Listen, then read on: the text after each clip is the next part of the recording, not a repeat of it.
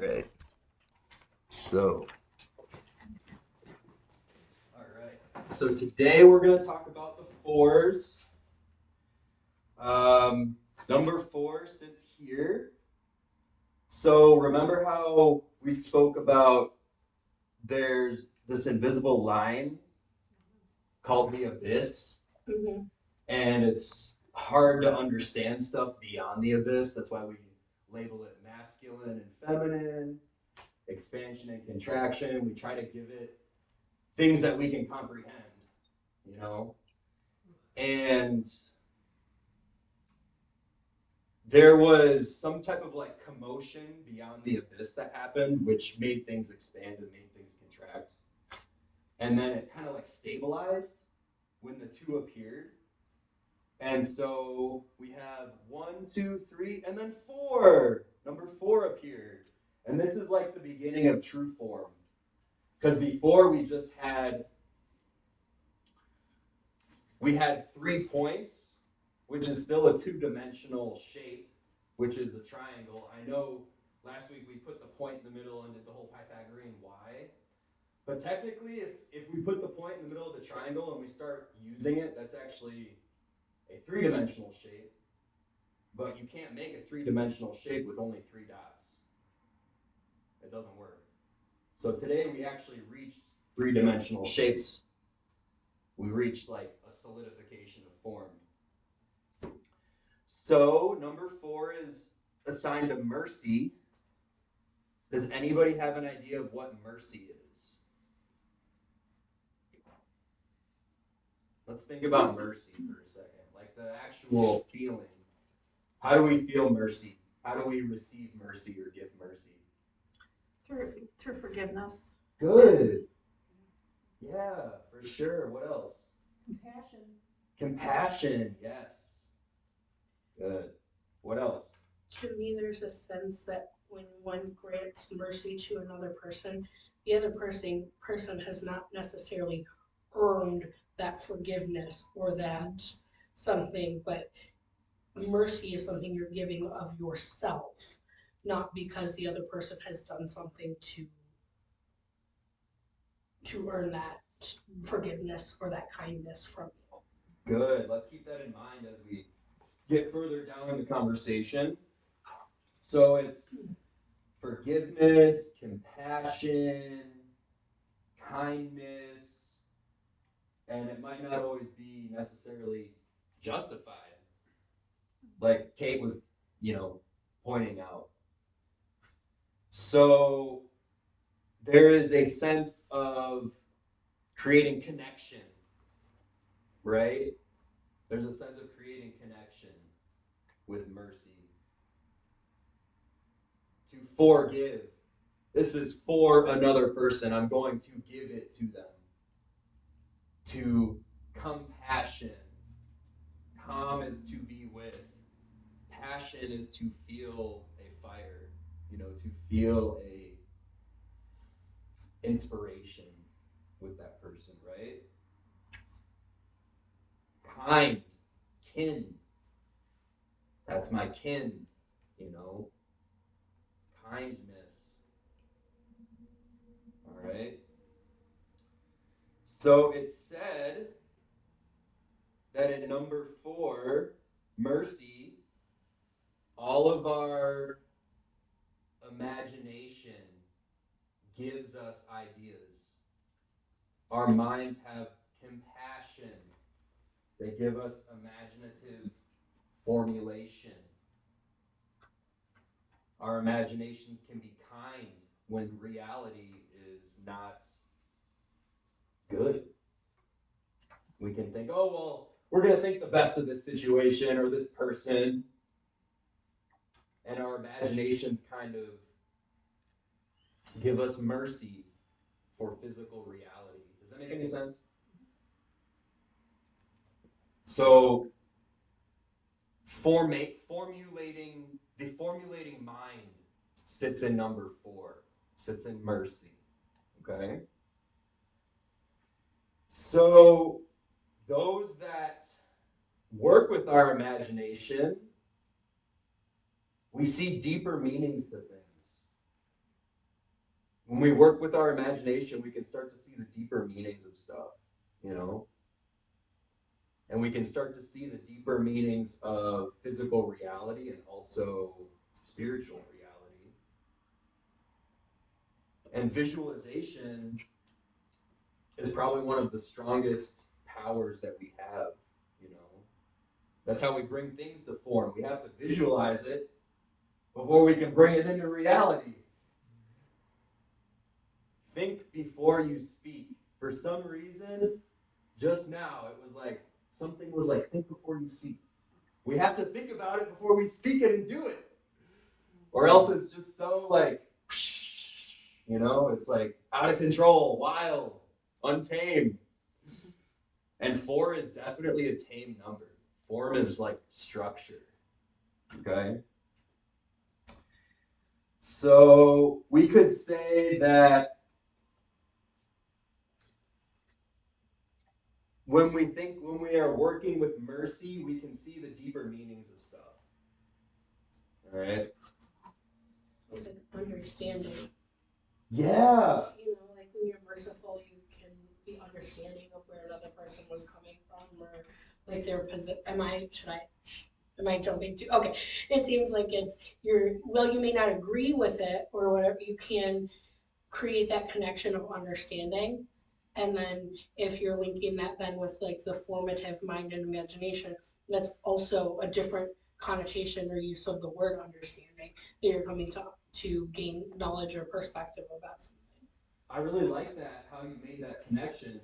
Because remember we were talking about the thunderbolt? How it came from 1 and went to 2, and then 3, understanding to mercy? Yeah. Oh, yeah. Yeah, you see that connection there? Yeah. Yeah, that's good. Good job. So yeah, there's a point of understanding with mercy.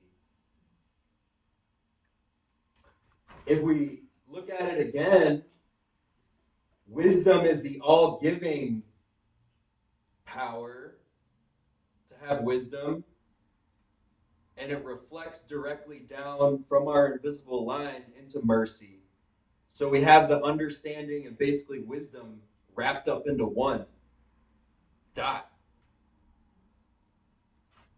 And I know through that forgiveness is super important, because you can't really, sometimes people get stuck in not forgiving and can really get stuck. And so if you can learn to forgive, or to at least get past it, then you aren't spending all your time thinking about it and it isn't blocking you, so you move forward. So it's like a process there with forgiveness, for sure. So otherwise you might be really stumped and fall into the hate, into the anger and all that. Yeah. And so even if you don't agree, that's what they're saying, even though you don't agree, find your forgiveness so you can move forward, right? Yeah, that's good. So we could say that number 4 represents the archetypal idea. It's like the archetype, you know, kind of like the foundation, or no, I don't want to say foundation. It's the beginning of the formulative world. So it's an archetype. It's like the bare bones. And it gets sent down from the higher powers at be. Sometimes you have a situation in life where you're kind of in a problem or something, or like in a spot where things are kind of uncomfortable, and you have this eureka moment, this like idea, and you're like, I don't know where that came from. That was like a great idea, and your imagination just starts firing, you know. That's I thought opening the blinds would be a good idea. Well, it was just in your eyes. No, I know, but it's in these guys' eyes too. Yeah, can we grab that? I'm sorry, guys. I thought it would be a good idea. For so many months, it wasn't a problem. Yeah, exactly. This is nice. We'll just keep those open for now. Yeah. All right. So basically, sometimes our imagination gets kicked off by stuff that's beyond us, and that's the powers of these three, the powers of three, the unifying triangle, mind, body, and spirit, coming down into our imagination and giving us, having mercy on our situation, you know, creating that bond, right? So this is possibly how people that believe in magic works. You know, they think that there's a connection to a higher force, and through our imaginations that they can create spiritual energy or spiritual power, spiritual manifestation, however you want to frame magical works. You know, that's what people believe. And without our imagination, ideas would be formless and void. They would be formless and void, okay? And they wouldn't be able to reach crystalline structure. So we're back to square one. We have to have an imaginative thought to be able to chisel out our ideas. So, this sphere also is associated with Jupiter. And if anybody knows anything about astrology, Jupiter is the all-giver, the almost being wisdom planet. It will give and give and give and give. All right? So, last week, a couple of you guys were talking about masters of wisdom. And I was reading this book this week about Yesed, mercy. And lo and behold, right there was this like paragraph about the masters of wisdom. I'm like, man, this is too weird. And it basically said that the masters of wisdom are beyond life and death.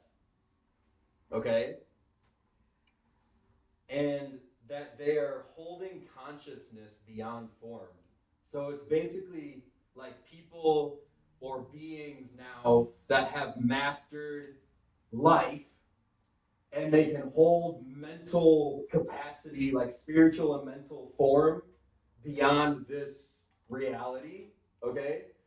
And they're said to basically like sit on this line and be a filter for these three powers to almost be like a valve, okay? Or like a negotiator with the ultimate source to be like, okay, yeah, this can work in real life, or this can't work in real life. So they basically are the ones that are negotiating with the higher power to give us that eureka moment. If you talk to people that are like really into tarot or magic, you'll hear about the masters. And they basically are said to negotiate with like the higher powers. Some of the masters are Jesus. Some of the masters are Buddha. What's another master? Krishna. Muhammad. These are masters. These are like mainstream masters. There's also other masters that live, but or have lived. So here's a question. Yeah. I used to see the number 444 all the time. And I know this is kind of, there's this fancy culture, there was a movie about it. And so I looked up online, what does that mean if you see that number all the time? I see it at least twice a day. I'm up really early. And I looked it up, and it sort of means that you've got spiritual guidance present and a guardian angel is evoked by that number. Yeah, I've heard it's an angel number, yeah. So are those the masters of wisdom? Yes, they could be. So those are the ascended masters. There's masters that are still here on earth, and there's also ascended masters. So the ascended masters are the ones that sit at the abyss. That's what I was trying to get to. Thank you for reminding me. Can I mention something just interesting, similar that happened to me? I got a book on numerology because I went to a place by where I live in Swiss Charles, and they didn't have any, and so they like wrote my name down, and they're like, "Get someone will tell you." And so I went in when they had it, and I got the book, and as soon as I walked out, the first license plate I saw had 777. Well, I was like, that's "Must be a good great. book." Well, the 444 thing, a lot of times when I'm up in the morning, I'm troubled, my mind's racing, and I'll see that number, and I'll sort of laugh or smile. It's like, it's going to be okay. Like there's something that I can just settle down about. I had a similar experience like that, some number that was too. Yeah, and I think sometimes it's not even like, what does this number exactly mean? It's just like, you're good. Exactly. Yeah. Yes. 4 4 4 3 is 3 4s. So it's like sequential. And it reduces to 3. 4 plus 4 plus 4 is 12, which is 3. Right. So, Yeah. how much math do you want to do? Hey, no, the world and our universe runs on numbers. That's the way we can quantify reality, is with like numbers and words and shapes. That's how we quantify our reality. So yes, ascended masters are said to have like spiritual telepathic powers where they can send messages. Okay? And those are the guys that have like conquered physical reality and like are beyond life and death, and they can still hold consciousness in like that other realm. So I just wanted to kind of bring that up because some of you guys were talking about it last week, and there it was right in the chapter. And when the ascended master speaks, they're giving mercy on us. They're giving mercy to our imagination. They're like creating that connection. You guys ever had like that inner voice speak where it's like suggestive? Not really telling you what to do, but more of like a suggestion.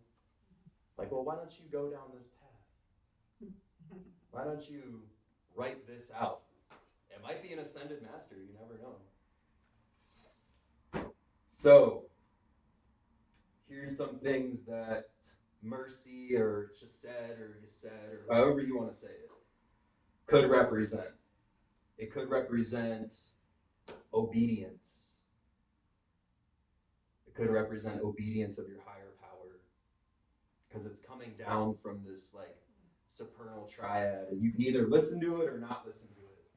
You either take the mercy or not take the mercy. Be obedient or not obedient of it, which is fine either way. It's almost like a path you choose, It could represent sacrifice of egoism and independence. So sometimes when we're following our higher self, we almost feel like we're like chained. We're like, why am I following this higher self, this voice, this inner being inside? And we might feel like we're like losing some of our independence sometimes. It could also, believe it or not, it could create an organized social life when you follow your higher self. Look at us. It's an organized social life. We meet every Sunday. We all have a smile on our face. We all talk about stuff that's like really out there, but fun at the same time. Right? It's an organized social life when we follow our higher self. Think about people that go to church. Something's pushing them to go to church. Something's pushing them to go have that organization, that organized spiritual and social life. They're almost spirituality and socialization. They're almost like intertwined in like a really interesting way. Like you can figure out spirituality on your own, but it's even better when you're with other people. The necessity of community. Community, compassion, mercy. To be with. To be with. Yeah. Calm. Maybe we should just name this Saphira Calm.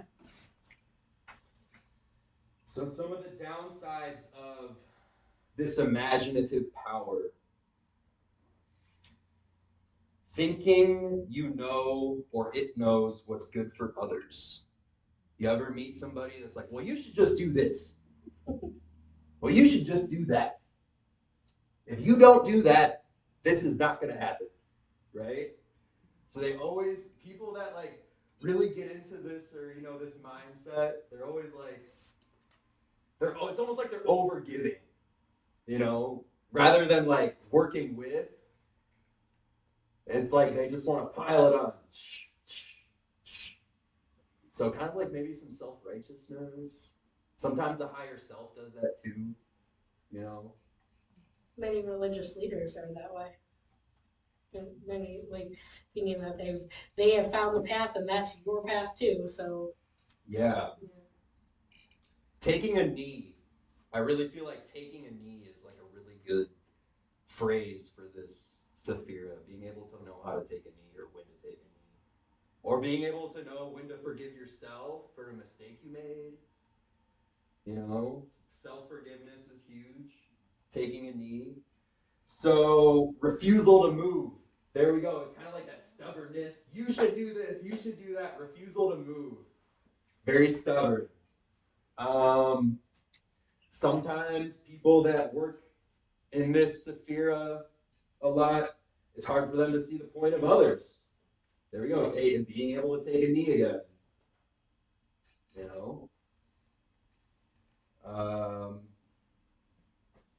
Taking more than their fair share. So they can give, but sometimes they also take more than they can take, but more than they should. That's that emperor energy. So the emperor in the tarot is number 4. Sometimes emperors conquer too much. Sometimes they over-conquer, right? Think about all the emperors that ever existed. They all want to conquer the world. Right, exactly. They all want to conquer the world. Every single one. I can't think of one emperor that didn't want to conquer the world. That was like, maybe Buddha, because he was a royal. He was born to a royal family. And you know what? That's what might have made Buddha so popular. Because he could have had the world, but he didn't want it. He just wanted to sit under a tree and meditate. That's all he wanted to do. One emperor, okay, guys. All right. And tyranny, abuse of power. There's that for Yeah, emperor. Emperor, give. Take. Give more than you should, take more than you should. There's some people in the royal court, we're going to give this guy 20 pieces of gold. All right? And then somebody that comes by that really needs it, they don't get any gold. Yeah. It's like kind of keeping like the people in power, they're going to stay in power.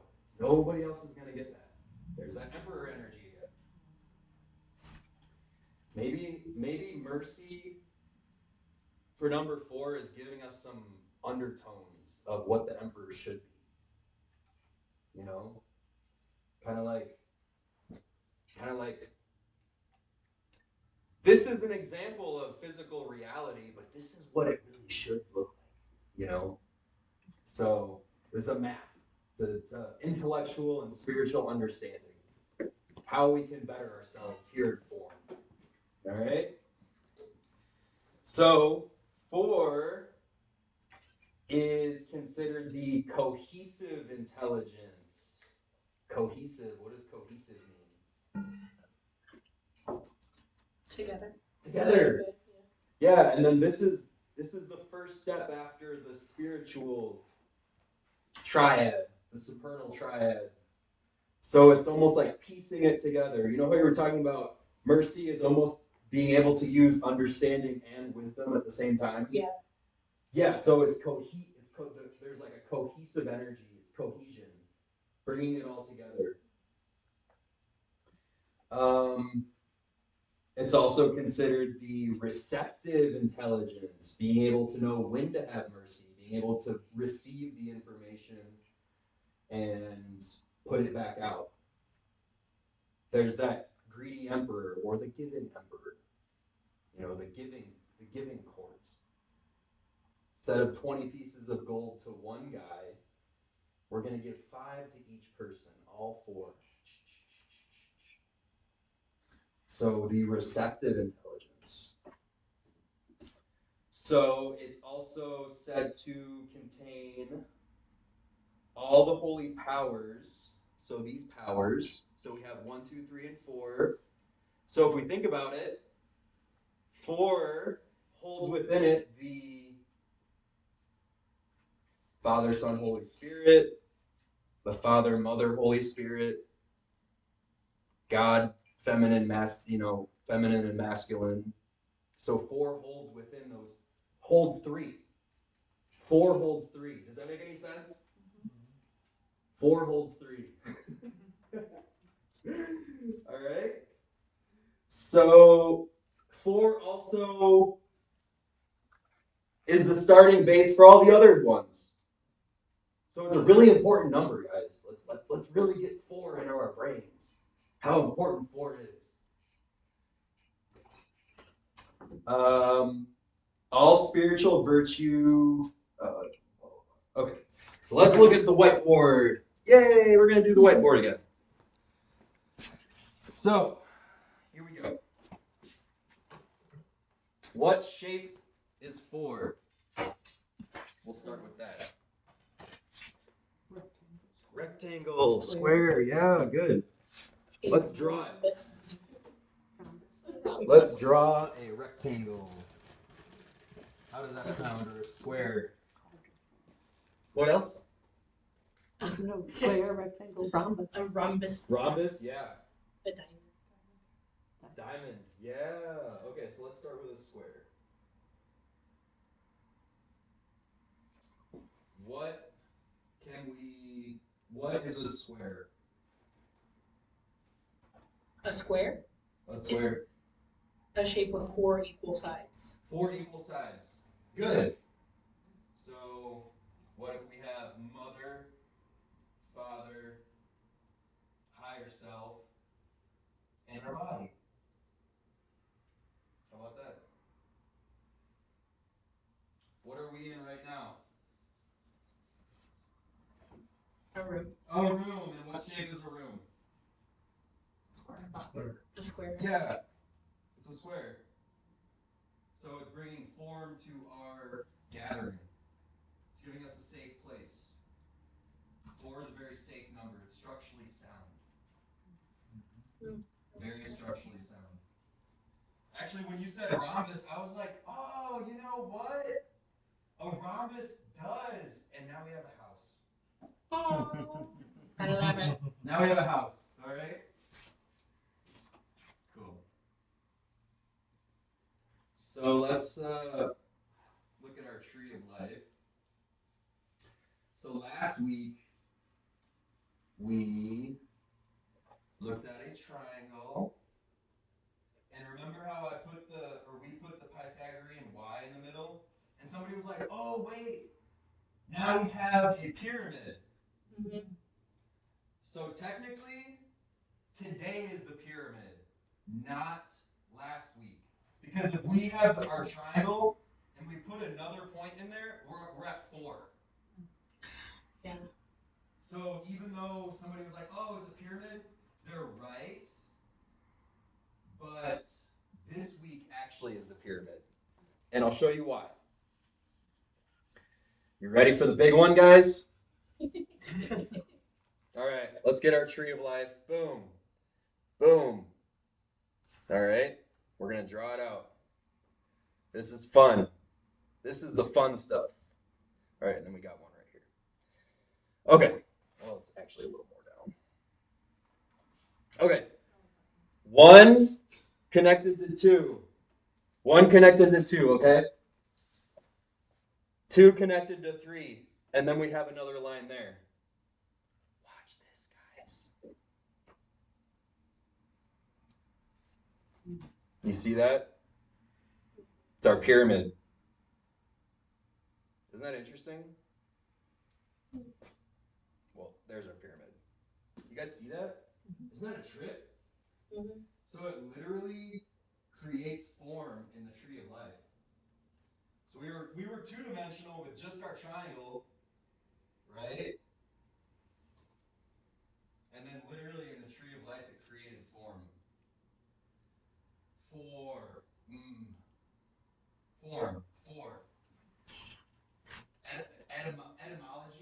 Etymology, when we play with language. Yeah.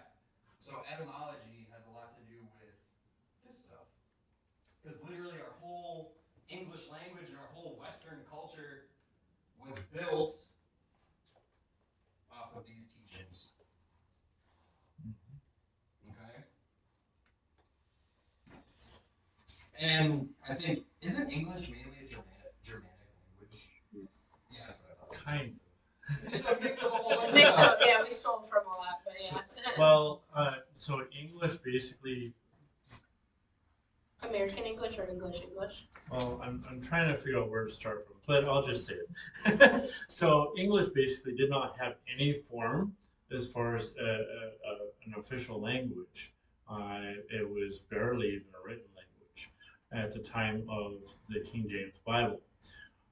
So when they translated the Bible into English, then they created English words that they needed for the so that it could be used Kind in of English, correlate. right? And so they have a word for that when you use a word from another language, but then you change it a little bit, A cognate? maybe, and then so, but transliteration, and so it kind of sounds the same, but it's more like English type of thing. Anyway, so the English language was actually created partially. Well, Germanic language is influenced heavily by Hebrew. I found out. Yeah.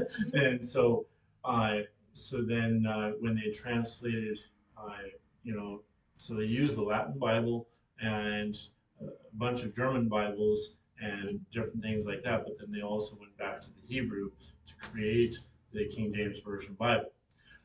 That created the English language, and then Shakespeare was actually the one who put the English language like we know it today. Basically, was created by Shakespeare. Interesting. So we just got it laid out by Mike. There you go. In case you wanted to know. I didn't know that. Yeah, no, that's cool. That's fun to think about. And this is another thing. Most of Shakespeare is actually direct quotes from the King James Version Bible. He changes, he uses a lot of phraseology from it. All the idioms and euphemisms and everything that we use by the skin of your teeth and all that is actually, direct quotes. Wow.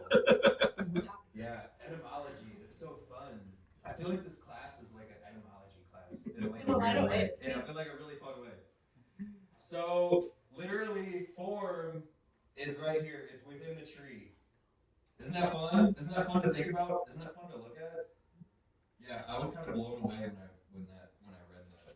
Oh, really great book. The Mystical Kabbalah by Dion Fortune. If anybody wants to kind of have like a play-by-play of what we're going to be reading, The Mystical Kabbalah by Dion Fortune. That's where I get a lot of my information.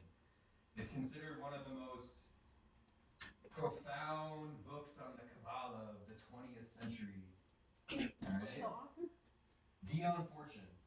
She created the Theosophical Society, which has a branch actually Yes, it does. Over in Detroit. and there's a little tiny one here in Ann Arbor. In Ann Arbor? Yes, remember the day that we drove past and we saw that, and the lintel above the door says the Theosophical Society. Yes, it's somewhere in Ann Arbor. Let's all join. Yeah, we saw it. Let's all join. Let's all go hang out with Dion Fortune people.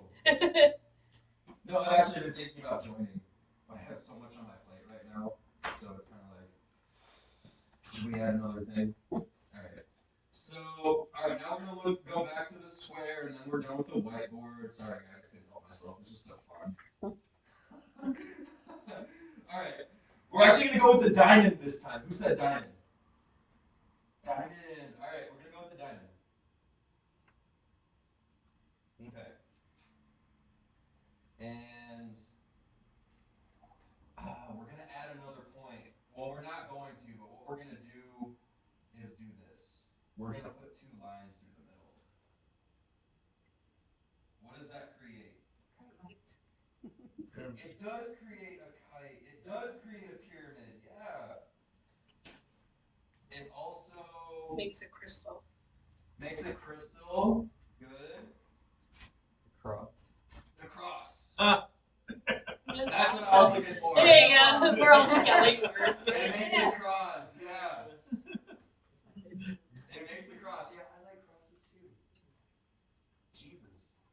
Such a beautiful master. Yeah. So what we also have 4 triangles. It's the solidification of the supernal triad.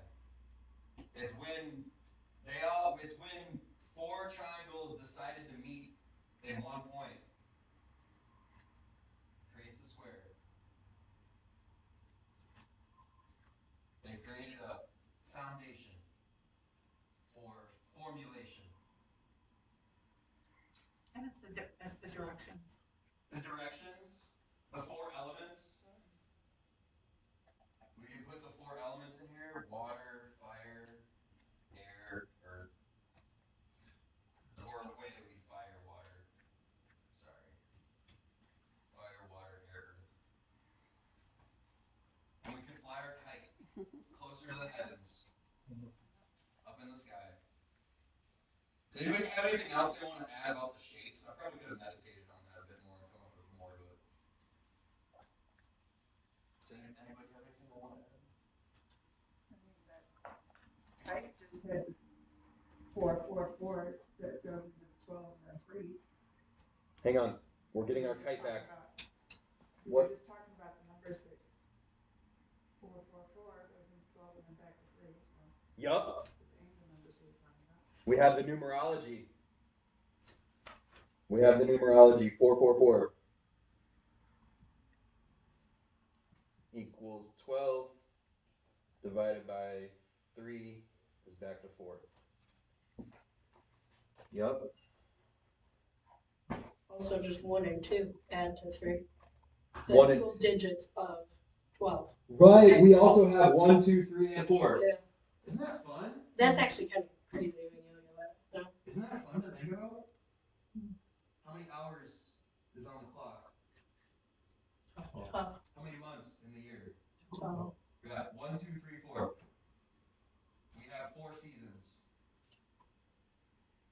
We could correlate the seasons to the elements. We really broke it down. We could say that. Well, what would we say spring is? Water? Spring. Fire? Spring is the east, right? So spring is east. Fire? August is fire. August is fire? Alright, we're gonna abandon that for now. We're gonna abandon that, but you can correlate the 4 elements. Rabbit holes have opened. Yeah, we're gonna abandon. We might have differing opinions. We're not here to argue. Does anybody have anything they want to add about the shapes?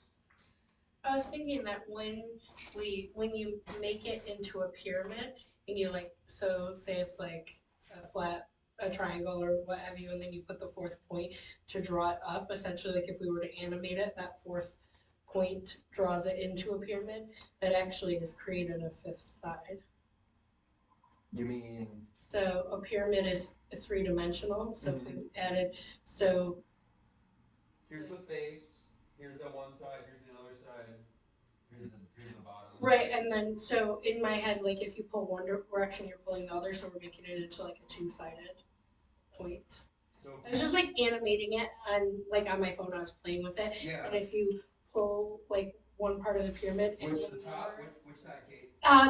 So if it's flat and then you're pulling out of the center, so your dot. Oh. When you're pulling your dot up, you can push out the other side too. So then you have like a cone. Interesting. like it's pushing on both Kind sides. of creates more of a cylindrical Yeah, shape. yeah, exactly right. Yeah, when Interesting. when it pushes out the other side. You're gonna have to show us that. Yeah. Someday on your phone. That'll be fun. If anybody ever has any like insight that they want to share, you know, or if they just want to like create the whole system, or you know, kind of flip the system over and be like, well, actually, that I'm totally cool with that. So if somebody wants to come up on the whiteboard one day or now, be like, look at this. I'm open to it. So I'm not the only person that we all are working together here, guys. That's what I'm trying to say. So, all right, we're done with the whiteboard. Be gone.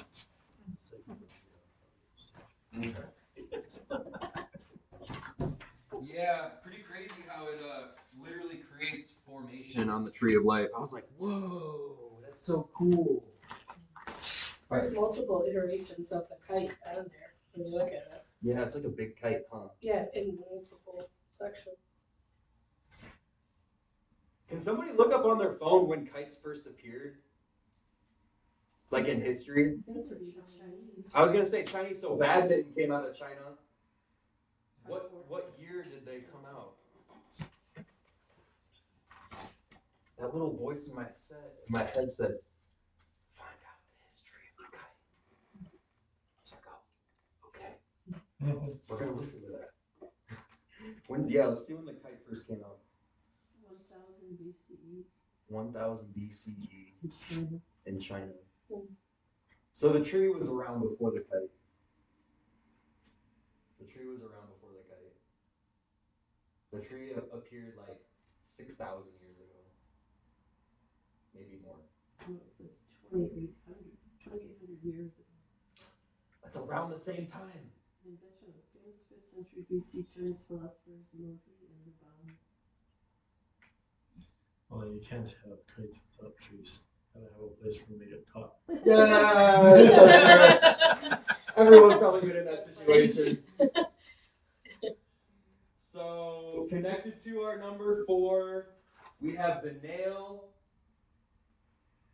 we have the serpent. Okay, so I'm talking about Hebrew letters. Excuse me. Let me rewind. So the nail is Vav, the letter Vav.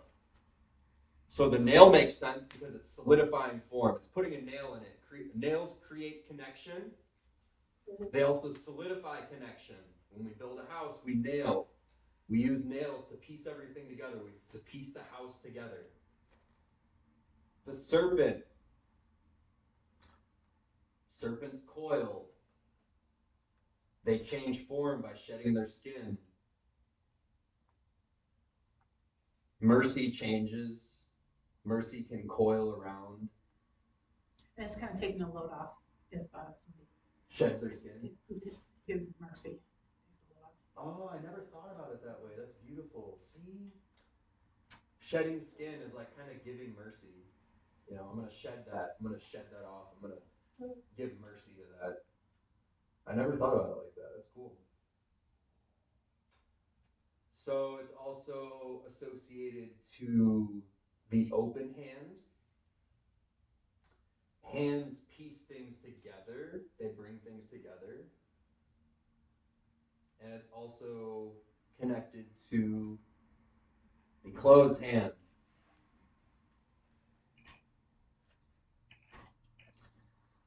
Number 5, the nail, is associated to the triumphant and eternal intelligence. So it was kind of a triumph when they passed the abyss and got to the Sephira, and it's eternal. It's also the secret of all spiritual activities. Number 8, the secret of all spiritual activities. We want to have mercy on others and ourselves. That's the secret to all of it, right? Number 9, the open hand, Yod, is associated with the intelligence of will. We have to will what we want to build, what we want to bring together. And number 10 is the rewarding intelligence. So number 10, Kaf, or kof or whatever, right? That's how you say it, right? Yeah, cough. Kof. Okay. Rewarding intelligence, which is associated with the closed hand. So when we have a reward, we take it in. Does that make sense? We close our hand around it. Yeah, that's ours. You accept a diploma. When you accept a diploma, you close your hand on it and you take it in. Literally. Right? When you accept Yeah. Closing the hand is you have the open hand to make the connection, and then you close the hand to take it in. And it's supportive too. A miserable person or somebody. Yeah. The closed hand is a supportive thing. You know, if you see somebody falling over, I work with elderly people. If I don't close my hand around them, when I move them to their bed, they're falling over. So it's like a supportive thing. The closed hand is a supportive thing for sure. Yeah. All right, we're gonna talk about tarot cards now. After an hour of that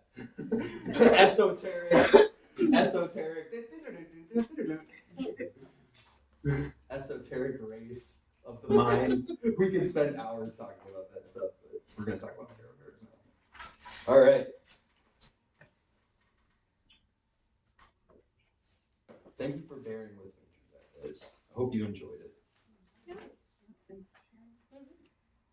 Yeah. 4 is also called Temple of Love. Temple of Love. Yeah. If you listen That's to nice. if you listen to the recording that I sent you guys, Ann Davies talks a lot about love. And love aligns with compassion, forgiveness, kindness. We need to have love to have those things. Thank you for bringing that up. I totally missed. I didn't forget about it, but I want it. Yeah. There's so many things. Yeah, love. Yeah. When we love somebody, we solidify that. You know, you're like, I'm in love with this person, and that's who I'm gonna be with. We create a structure. We create that house shape. We create that cross. We cross with them. When we're in love with somebody. When we're in love with somebody, we cross, you know, lines with them. We intersect when we're in love. We create a middle point when we're in love. Does love work if one person always gets their way? No. Absolutely not. I mean, it might. If that's your love, you are kind of getting your way though, because you're still having that person around. If you're willing to make that sacrifice. Yeah, it's complicated phrase, but usually when you're in love with a person, you kind of have like a push and, you know, not push and pull, but Yeah. you come to like an agreement, an intersecting point. Huh? Compromise, yeah. Compassion, compromise. You have compassion for each other to make a compromise. Harmony, yeah. Well, and one thing I also noticed about it, and so it gives the shape tetrahedron, which is like the macabre, and so, but it's also considered receptive, and so you mentioned that earlier, but it's on the side of, you know, the expansive side, so, and Interesting. yeah. It is interesting. Where did I write this down? This is the all-being giver. Like, this gives everything to everything. So, like, when the universe was created, everything was given at once. You know, does that make any sense? Like, everything was given at once, okay? And then when we come down to this power, it's more of the expression of giving. So it's like a filtered giving. It's like giving where we need to see it be given. I feel like I'm saying this wrong. I have it written somewhere in here. We'll get back to it. It almost seems like, just from how you're describing it, that there's an emotion with the giving. Like mercy, understanding, forgiveness, those all kind of connote and emotion. Mhm. And so, like, the original creation and expansion of giving, filtered through the masters as intermediaries, grant mercy. So, grant or give based upon a relationship. So, if that is the expression of giving or the form that giving takes in the physical world, it would be filtered through the intermediaries to then grant or give those things, and we learn it by that. Right. And so we reflect that in how we deal with one another. Yeah, yeah, it's like that valve, like that filter. Like they're acting as like a filter. Yeah. So they've been given everything. So the masters or the higher powers or the angel, your higher angel, they've been given everything, and then it's their job to filter out what should be given in that point. Or for us to ask for it. Right, or to ask for it. Yeah. I'll see if I have it somewhere in here.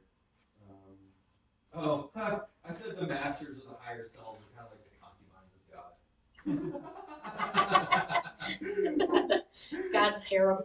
Yeah, they basically are. So,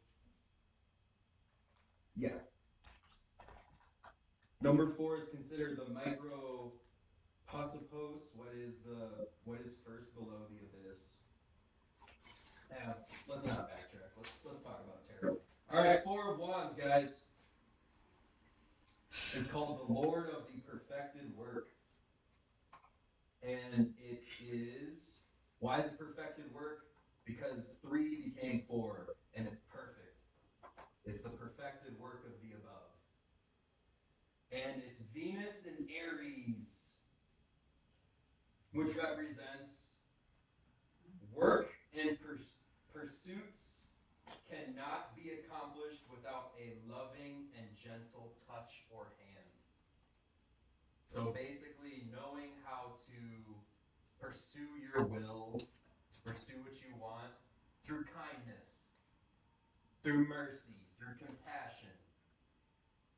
If we go about how we want to pursue what we want in a very brash way, you aren't going to get very far.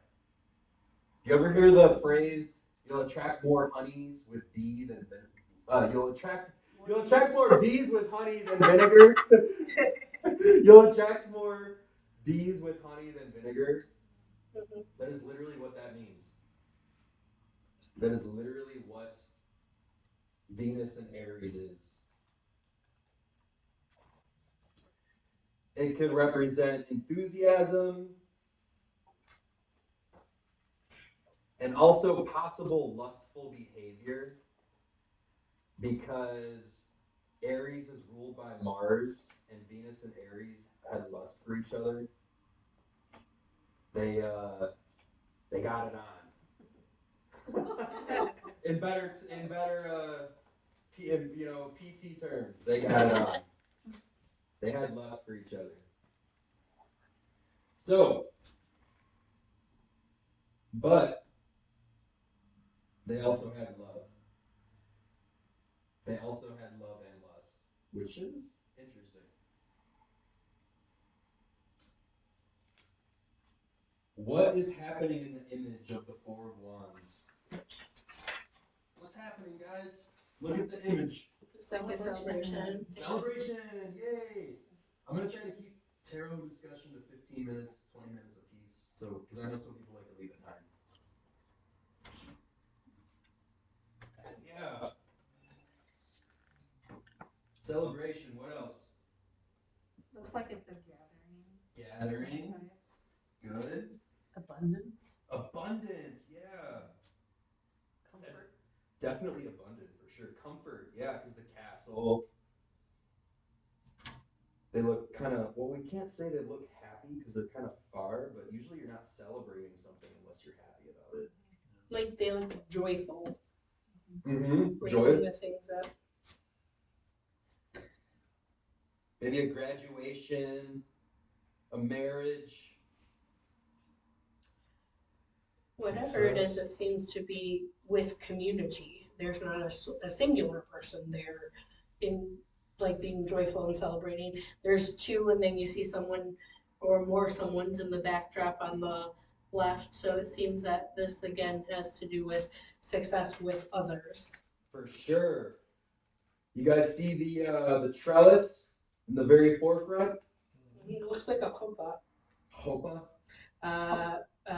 Jewish wedding altar. Yeah. That's what it looks like. That's exactly. Well, I mean, yeah, it's like a awning or like a connection. Hopa. It does. You guys see the bridge in the background on the right? Yeah, another connection. There's another form of connection. So we're bridging. Go ahead. That thing? That's a bridge. Oh, okay. Yeah, believe it or not. Believe it or not, it's a bridge. So, Yeah. yeah, a bridge from number 3, the supernal triad, to 4. So bridge. Then the people are kind of like up together. There's another bridge. Then the bridge in the Hopa. Lots of bridges. And they're celebrating that they made it. So it's a crossing point. They're crossing from the abyss because the wands, the fire is the first one to cross. What does the house represent in the back, or the castle? What do you guys think that represents? Prosperity. Yeah, for sure. For sure. When are we prosperous? Or think people, we can. When we're strong. When we're strong, yeah. Nice things, materially speaking, material wealth and material goods. Right. Right. A lot of people though that have a lot of money, they're like, oh, bah humbug. Stinginess. Yeah. I would probably say people are most prosperous when they have body, mind, spirit, and wealth kind of combined. They give equal powers to each one. A balance. Being like just enough money is prosperous. Like if you have too much money, no problems. But if you have not enough, then the problems are too. You want to be comfortable, Yeah. but not excessive.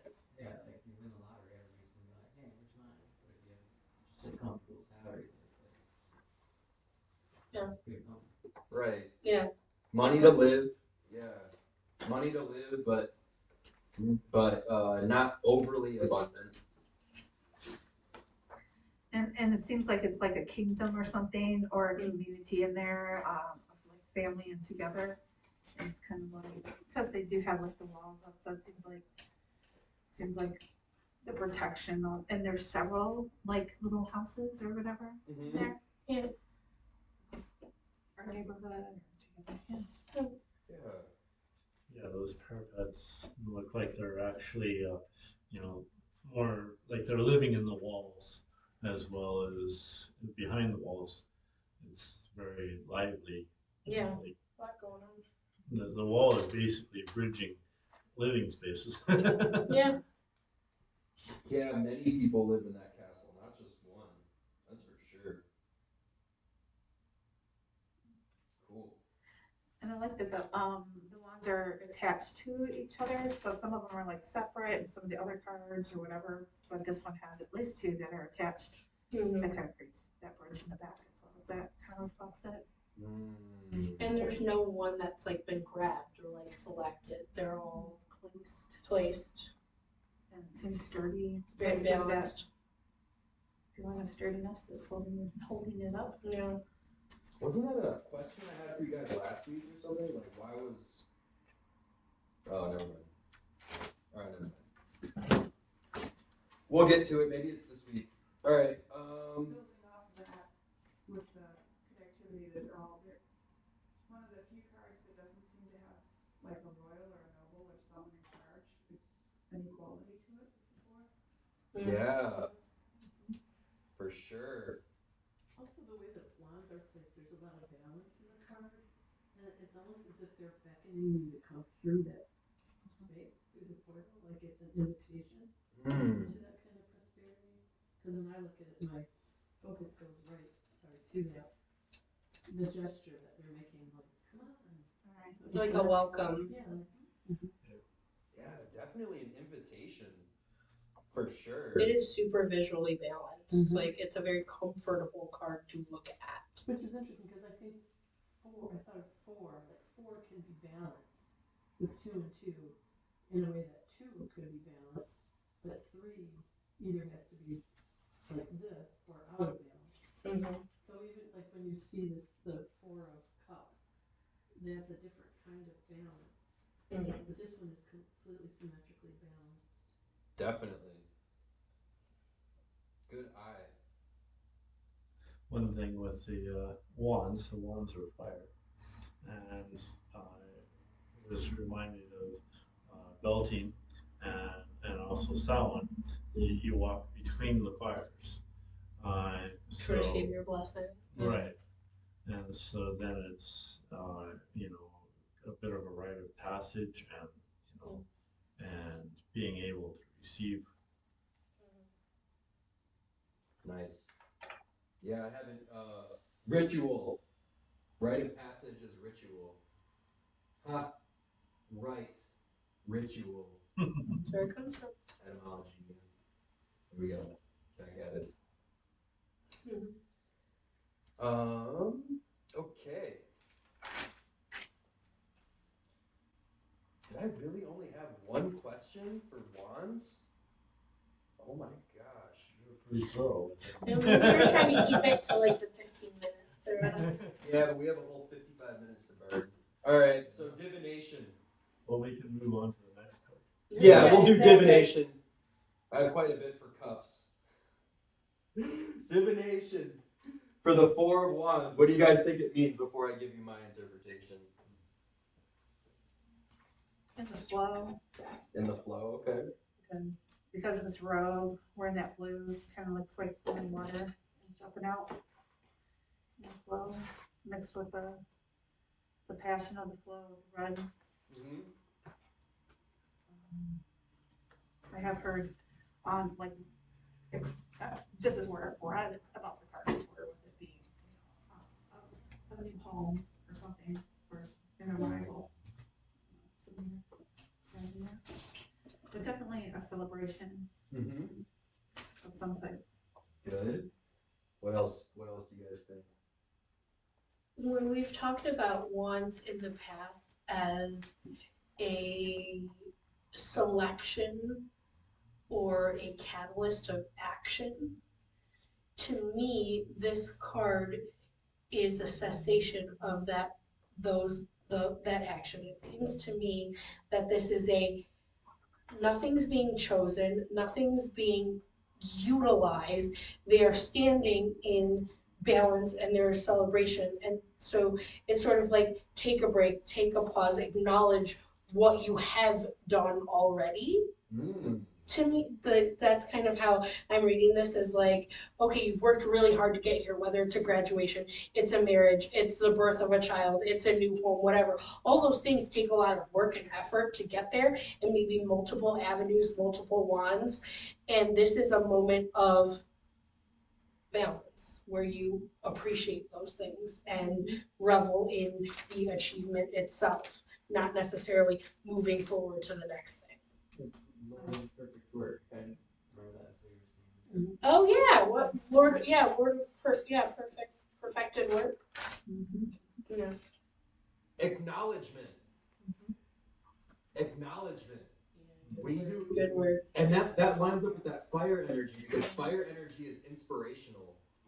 And when we acknowledge something, we inspire. We have inspiration. We feel that fire to acknowledge, you know, that inspiration to acknowledgement for sure, guys. That's a really good interpretation. I want to write that down. I really like that a lot. I really feel like that just sums it all up, acknowledgement. Yeah, that's a good word for that. Yeah, for sure. Because when we celebrate, we're acknowledging something. Yeah. When we have a marriage, we're acknowledging something. Yeah. Nice. Good job. And Yeah. so this is talking about, you know, success and status, but then for the reverse, it talks about lack of foresight and replanning. And so then you know, the, talking about success and continued success. So having foresight, because you've had foresight in order to get to this point, and having foresight to have continued success. So So if it was reversed, it was like if you had planned better, you would be able to sit back and enjoy the success now. But Can I comment on a like possible reversed interpretation? Yeah. Because I was looking at it like the idea of like it's welcoming you in like through the wands. I was also thinking it could be like it's sending you off, like here you go, like have fun, and like even a funeral could be seen as a celebration. Yes. So maybe a reverse interpretation like that, maybe not quite as negative, but like you did good, like maybe it didn't end up how you wanted it to or expected it to, but you did the work, you had heart for it, you had passion for it, it's time to like move on to the next thing. I like that. so there's, you know, it's an acknowledgement, yeah. So an acknowledgement, yeah, of maybe the completion of something that maybe wasn't quite so awesome. So it's still kind of in both ways. It's kind of including that element of foresight, because without that acknowledgement, you know, you don't really have foresight. So Yeah, acknowledgement. We all need to acknowledge ourselves sometimes for our hard work.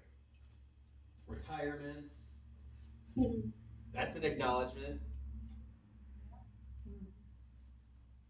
Even sad things like our possums and Oh, R.I.P. Possum. possums and I know, just sad things too. So when I look at this card, I can't help but thinking it's really, I can't get rid of the association. If you've seen that film Gladiator, you know when he's dying and he's going back and his hand on the wheat and he goes to his villa that's in this world and desecrated by the people that killed his family, but he goes and his family's alive and he sees them and he's coming home. There's like this beauty of like a return to an idealized state, kind of. In that film, it's almost like you could interpret it as kind of his heaven. He goes where his family's still alive and remembers the kind of welcoming embrace of his wife and son. So it's like sort of being welcomed into that moment of pause and happiness, or like reunion and celebration. That's how I'm reading it, just because of that vivid association with that film. Yeah, Home. definitely. Home. When home represents prosperity. For sure, there's a lot of that going on. We have the wealth, in the wreath in the trellis wreath thing. The castles there. Definitely a lot of wealth and prosperity for sure in this picture. So yeah, I really feel like our talk really summed it up. Acknowledgement, wealth, prosperity, coming together. I feel like I should just cross off the rest of this stuff. Yoking. To yoke. To become with. Yoking. Alright, cool. Alright, 4 of Cups, guys. Cool. 4 of Cups. The Lord of Blended Pleasure. Ooh, we all want to blend a little pleasure and play, right? And it's the Moon in Cancer. This one really hits home for me. Moon in Cancer. So, the Moon is the ruler of Cancer. All right. And it represents friendship. Okay.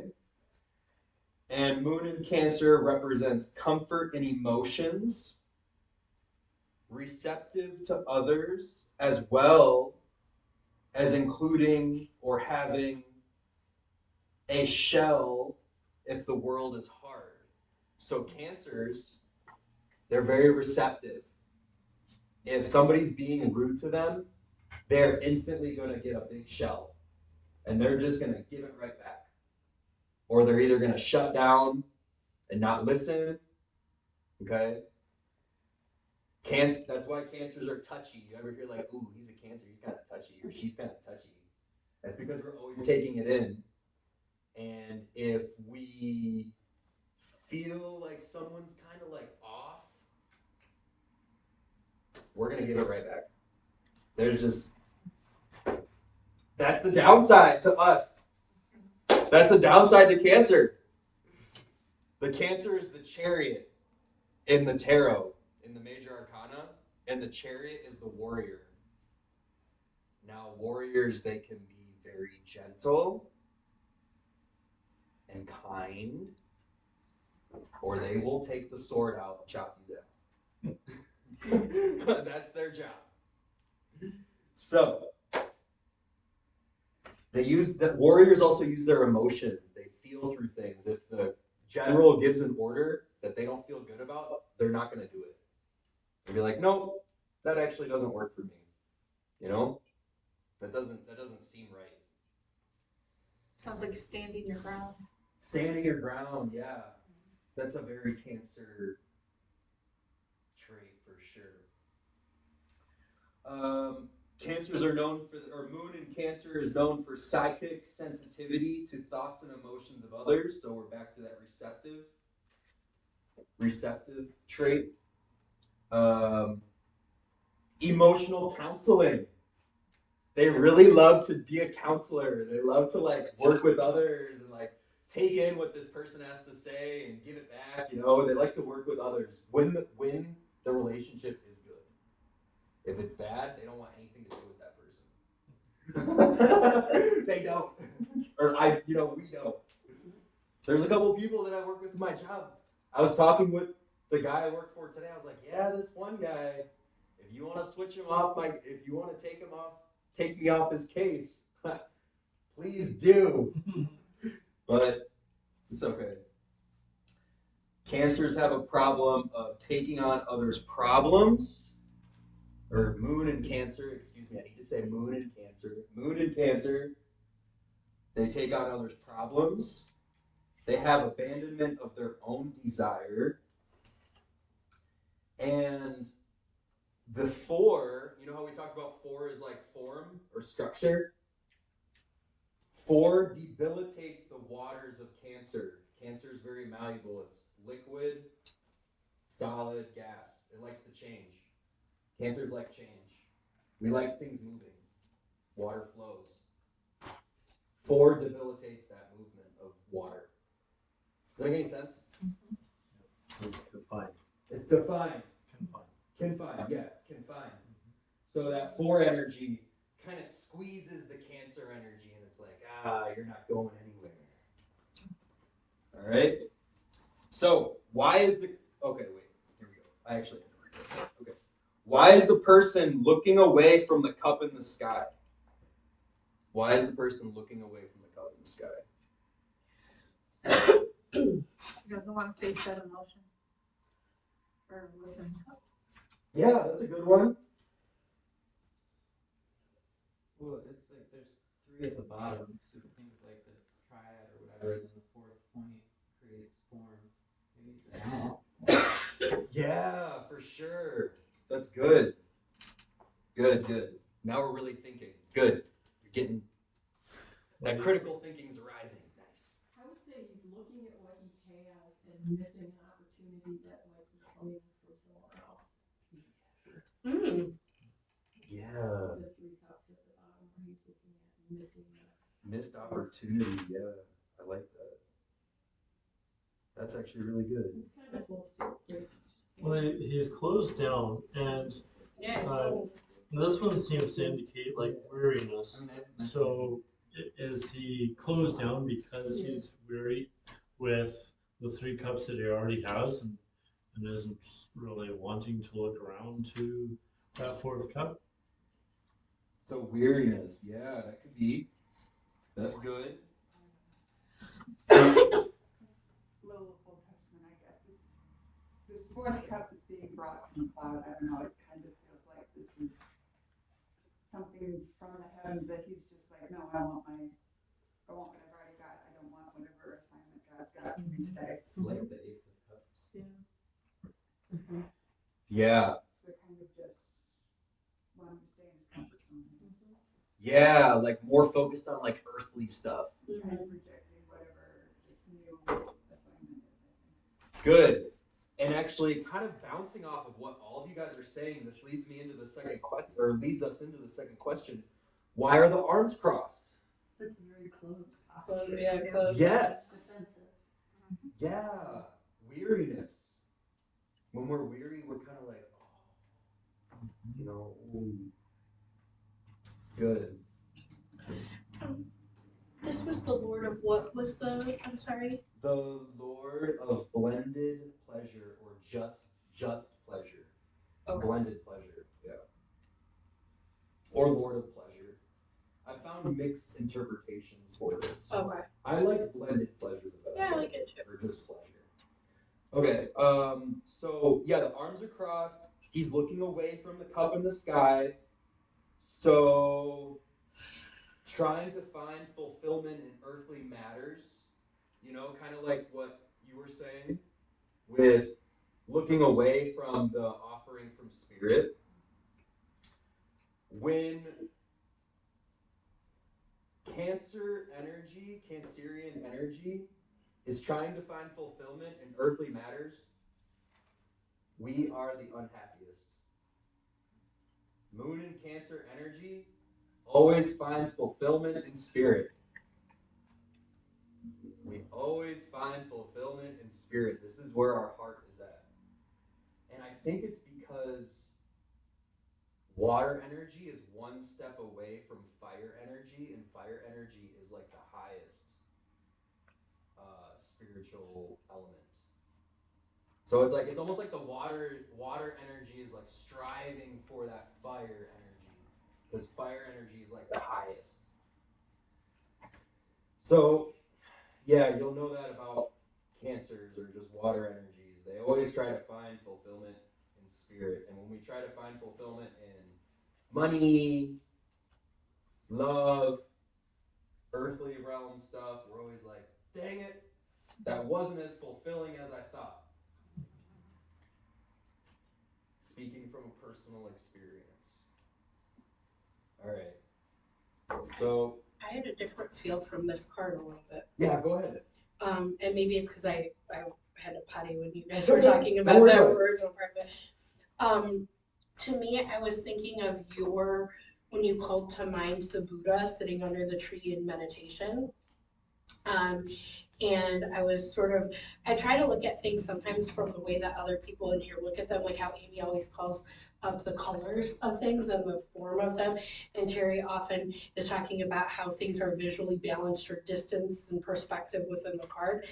And the three cups in the foreground seem to be distanced from this individual, and also somehow they are beneath him at this point.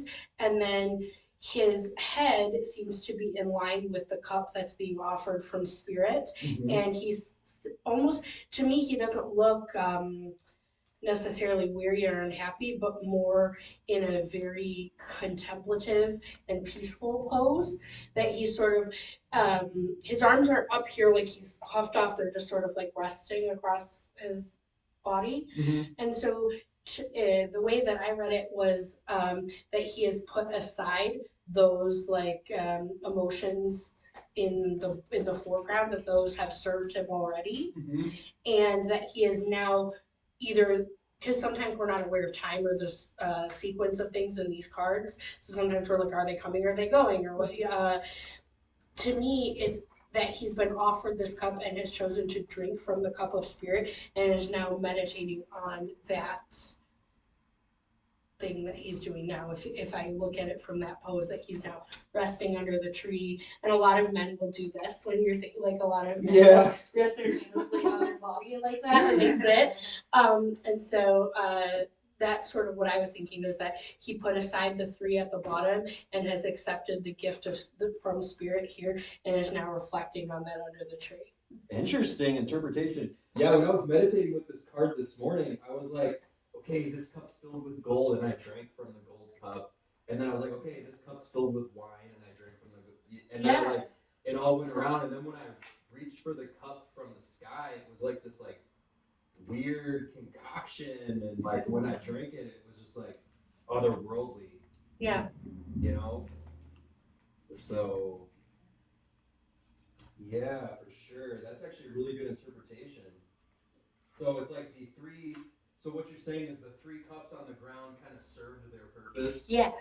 for the pleasure or Right, whatever for he's the trying to- earthly whatever thing he was doing. Interesting. And now he's like, okay, I've handled that, or I felt those emotions and they no longer serve me. I'm ready to take on something that's more. I really like that.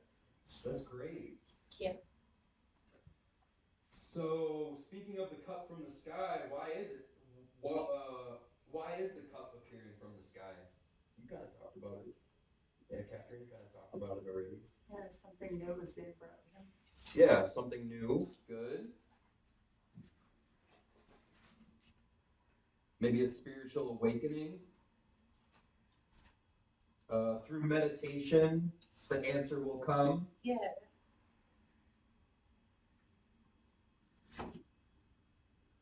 There seems to be a lot of opportunity in this card. Opportunity, yeah, for sure. Yeah, it looks like all beautiful blue skies, except for this one cloud that he still has to deal with, so that could be. Oh, that's a really good point. There's no other clouds in the sky. Wow, nice, good job. And the grass isn't like super high, it's kind of low, so, it's clear for him to see. I like that. That's the only cloud in the sky. Good job. Yeah, a lot of this is art interpretation, guys. There's no right or wrong answer. We interpret art all differently. Good. So why is he sitting under a tree?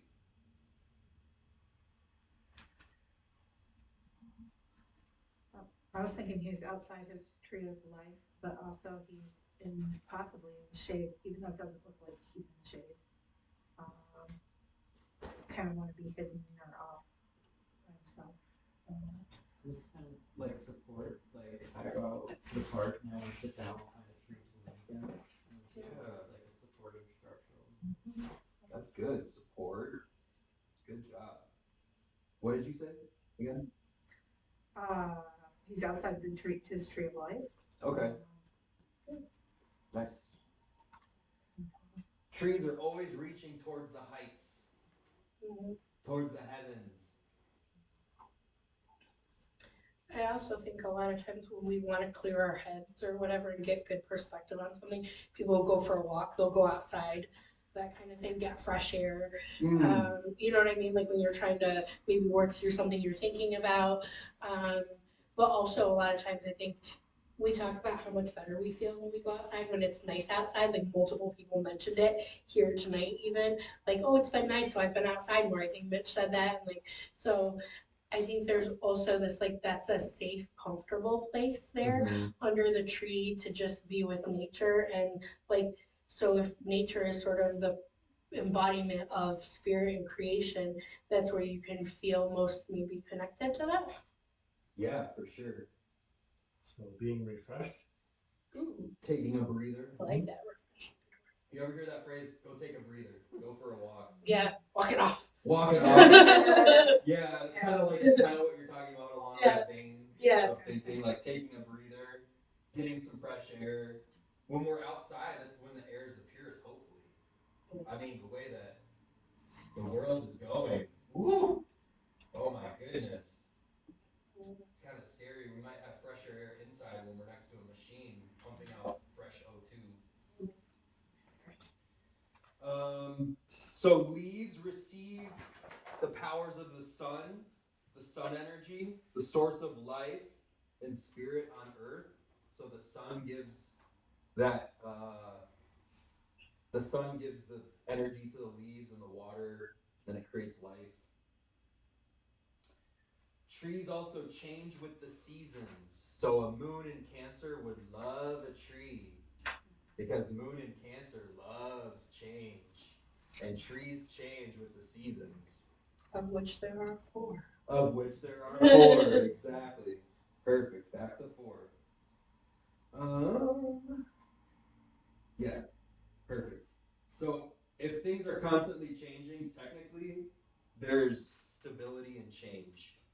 If you really like change and things are constantly changing, you know things are going to change eventually, which creates stability. Does that make any sense? It's kind of counterintuitive, but if you really think about it, It's like acceptance of change. an inconstant that becomes your constant. Yeah. If something's constantly inconstant, that is the constant. Right. Yeah. Sort of like mentally weird, but Yeah, like those people that you're like, oh, I don't know if he's gonna be good, on or off today. That's his constant. yeah, mercurial energy. Yeah, exactly. I know. I think Mercury's a sign to air, but to me, I really feel like it's more of a water energy. Yeah. All right. So divination for 4 of Cups. Dissatisfaction with. Oh, I want you guys to interpret it first. I don't want to say anything. What do you guys think? Sorry about that.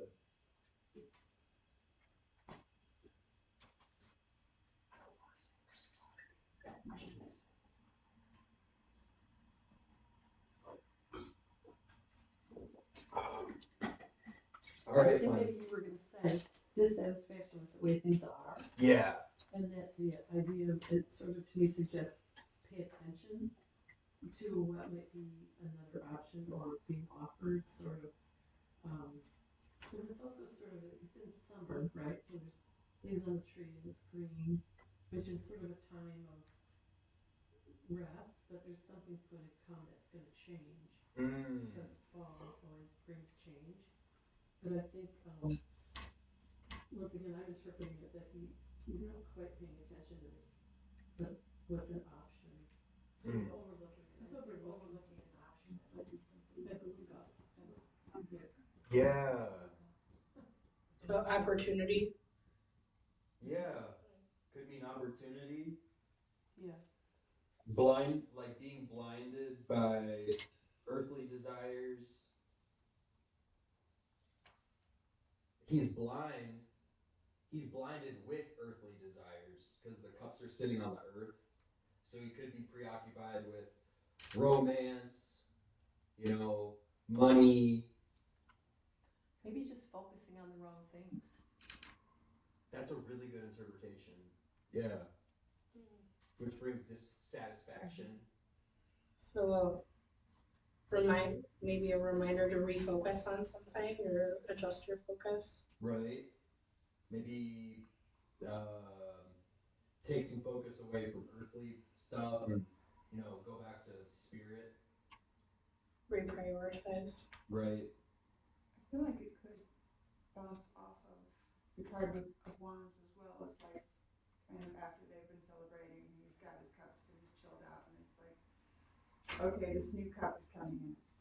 This time of peace from card of wands was kind of over, and he's kind of sitting like he's still in that mode from being the card of wands, but it's like the next step. Yeah. Yeah, people, after we have a celebration, some of us really like to bask in it and like hang on to it. They don't want to change, you know what I mean? Yeah. They like to always remember that one time when, 20 years ago, Glory days. glory days. I know you guys are U of M people, but I was thinking about that about people that go to these Ivy League schools, and they're you'll see this just some people like to hang on to things that happened 40 years ago. You know what I mean? People do that at U of M too. That's I live really close to the football stadium. When you got 80-year-old people walking around in their amazing blue all day and with check pants or whatever they're wearing, they're reliving their past. that's kind of what I was getting at, but I didn't want to You want to move it away from the University of Michigan so you didn't offend anybody. Yeah, I didn't want to offend anybody. I didn't want to offend anybody. So you ever have like I said, something happens 40 years ago, and they just want to hang on to it, Well, our father, when he was in his late 90s, he remembered everything crystal clear about the touchdown he made in a high school football game. That was his moment. I was gonna say, it's like high school things, like when people talk about high school things, like later, you're like, yeah. Right. That's the last thing people with dementia forget. Is the stuff that happened to them back when they were like really young. Yeah. That's what they remember the most. There are exceptions. Yeah, but I mean, it's an identified phenomenon. Yeah. They forget things that are current and they remember stuff from a really long Well, time there we ago. go. I'm not saying don't be proud of your accomplishments. Just don't glom onto them. You know, don't glom onto accomplishments, because once we reach a height, there's always another height beyond that. Yeah, there's always another height to be reached. Yeah. Always another height to be reached for sure. Yeah. I'm not trying to.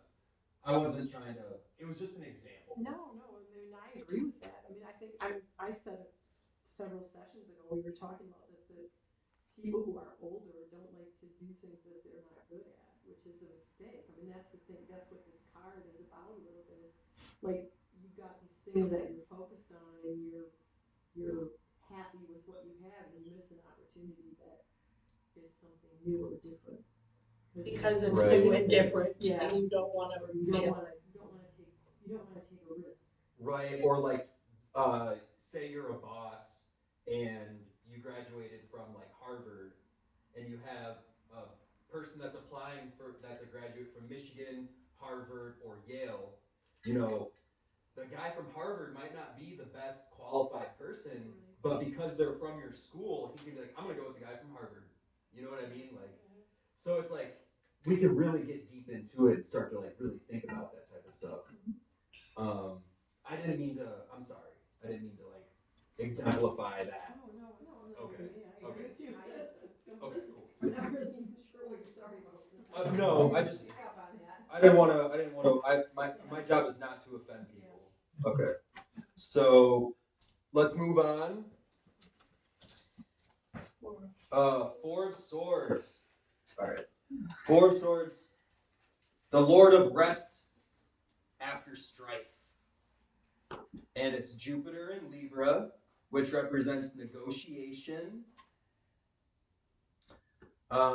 expansion, or fulfillment and expansion with the interaction of others. So when we interact with others, we're expanding. We're trying to expand when we make relationships, especially strong relationships. Jupiter in Libra is gentle and effective persuasion. It could represent long marriages or relationships, but can get involved in grandiose and speculative schemes and connections. Unfortunately, people that are good at making relationships, that's what they do. Sometimes they get mixed up in schemes that they really shouldn't be involved in, which can cause downfall. They Involvement in overly grandiose schemes, is that what it was? Yeah, so they can get involved in grandiose or speculative schemes and relationships, unfortunately. People that are good at making relationships can do that. And which would bring down their already acquired stability down. So like if you make a connection, say you have a good business, and then some guy comes along and is like, well, I can sell you this product and it's made and blah blah blah, and we could have 100,000 of them by May, and you're like, yes, but your business is already doing really good, and you pay the guy like 20 grand for the new product. You just got involved in a grandiose scheme because the guy doesn't even have them in the country yet. It's like, so you just brought down your business for a speculative relationship. Gotcha. Yeah. So that puts the, it says banishment here. But it also says change for the better. And so then I was kind of like, well, okay, so it's kind of, that banishment also does open up room for other things, and being able to banish some of those things that would be distracting, for example, then that would be in alignment with that. Yeah, for sure. One door opens, another closes. Double-edged sword. Double-edged sword. Good job. So this could lead to overpromises, can lead to shortcomings. Right. So, why is the person laying down, and where is he? He's laying on a coffin, yeah. Yeah, definitely. What would that represent? Tomb or a coffin being laid down. Rest. Yes. That was a scary answer. Yes, it was. This is the Lord of rest after strife. Whenever I get this in a reading, I'm always like, it's time to take a step back and just rest. There was a woman named Nancy that would, you guys remember Nancy? Yeah, astrology Nancy. Astrology Nancy. She would Florida Cougar Nancy. Yes, Florida Cougar Nancy. She would get this card every single reading we would do together. Like every single reading. And the first time she got it, because she was older, she was like 80 years old. When she first got it and she saw like the person like resting like this, she was like, oh no. Like she was worried because she's getting to end of life, you know?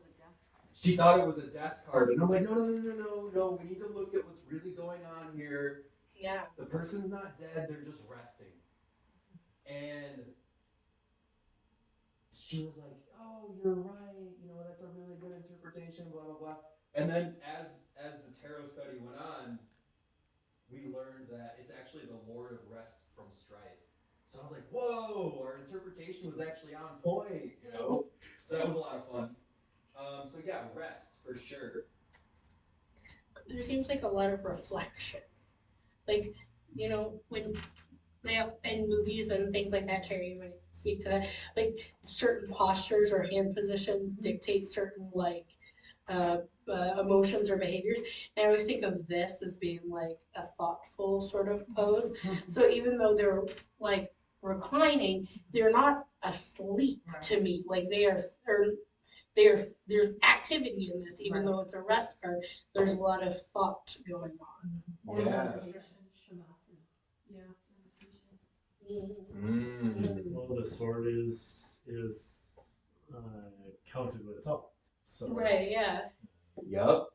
Intellect. There's also the yellow color. You often talk about like the colors and things, and how like if yellow is being like that sun energy or that divine, that creative kind of thought, if that's the meditation and intellect there focused on that one idea that he's laying upon. Especially since the one sword is there. Is there exactly that he's resting upon that one idea? What do you think's depicted in the stained glass? Good. That was one of the questions. Yeah. Let's jump there. What do you guys think's going It on? looks like a modern child. Like a child. Right. Like, Ooh, I like that interpretation. I immediately had Mother Mary on the left, looking just the inclination of the head with the blue head covering, as Mary often is, and then the person on the right kneeling and sort of either asking for mercy or forgiveness or something of Mary. I'm not sure. Who has their decks in front of them? Get the Hierophant card out.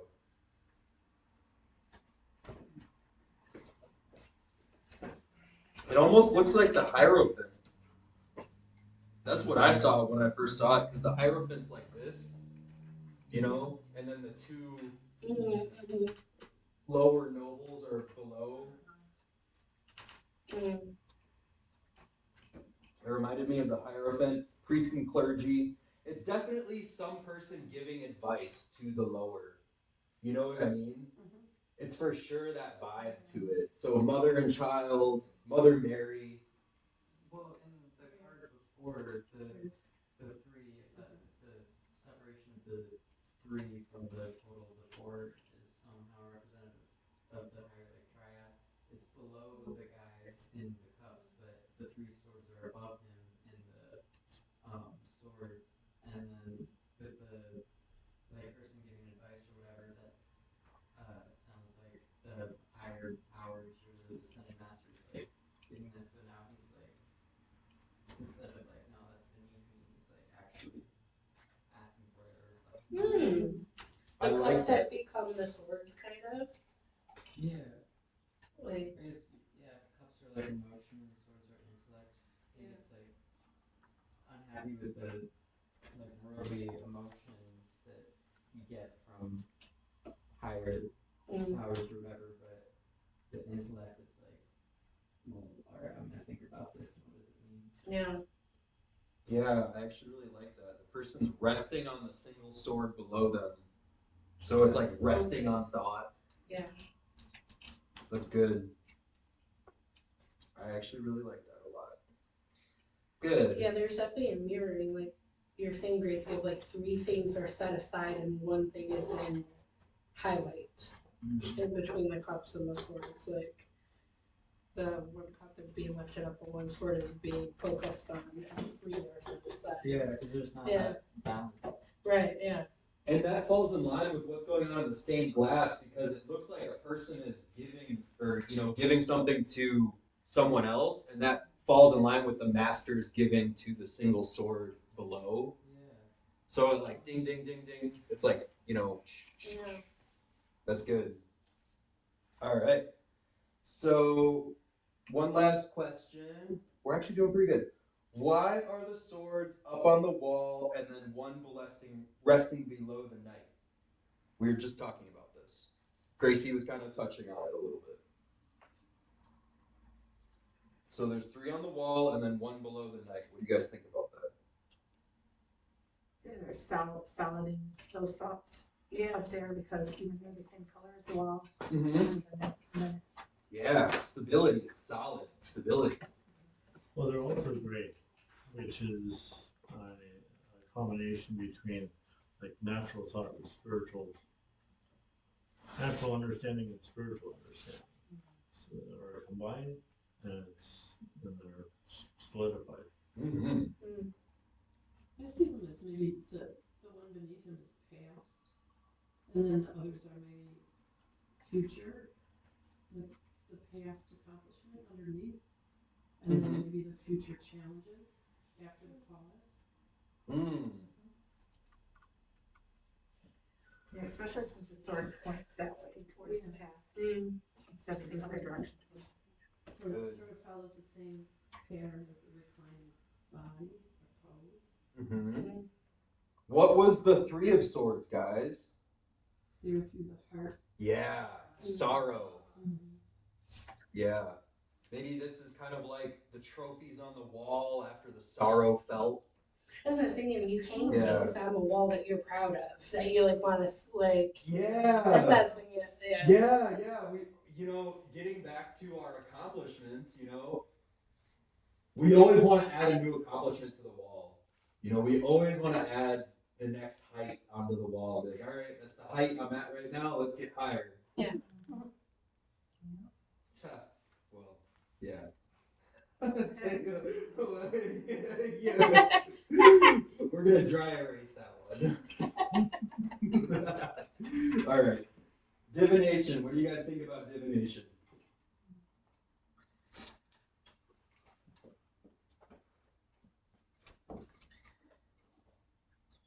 I feel like it could go either as like you need to focus on one thought, like you're too scattered, you have too many irons on the fire, too many swords at play, and you need to focus on one thing, or that maybe you are too focused on one thing and you have other swords that you could employ but you're not. So potentially if you're resting on this one thought and meditating on it, you've got other things you also need to focus on. For sure. I like that, kind of bringing the cups vibe Yeah. into it as well. I think last time I got this card, I related it to having something to do with my dreams. Oh, dreams. Nice. Mhm. That's fun. Yeah, dreams are intellectual and spiritual. Nice. So, one of the things I see when I look at this is maybe the idea that the sword to me is always something that suggests, what's the word I want? Like, like facing the world with kind of this like outward effort and energy. And then it to me is sort of like suggesting through the stained glass. You said that taking a knee, because the little figure is taking a knee, but it's maybe suggesting, putting down your sword and trying to think of another way in the world. Like, I don't know, something that's more open to mercy or apology.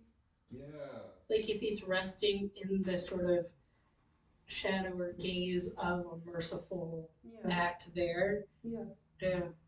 You know, that brings up a really good point. When we take a knee, we can rest. Like, you know how you're working on a group project and someone's like, I'm going to take a knee on this one, guys. I'm going to take a break. When we take a knee, we can take a break. In sports, when they stop gameplay due to something like an injury or something that's happened on the field, all the players kneel. Yeah. So there's like, you take a knee, you're resting, but you could easily get back up. You're not sitting, but you're pausing.